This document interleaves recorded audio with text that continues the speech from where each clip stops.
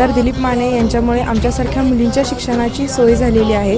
या सीना नदीला 3 महिने पाणी नव्हतं, त्याच्यामुळं आमदार दिलीप माने यांनी 35 तास उपोषण करून शेतकऱ्याच्या हितासाठी ऊस पीक जातं म्हणून नदीला पाणी सोडलं।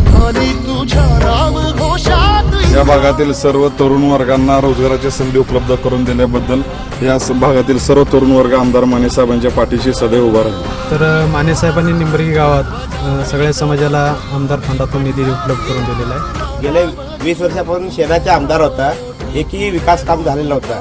दिलीपराव माने मला घेणे आलेत, विकास झाले, भरपूर खूप विकास झालेला आहे।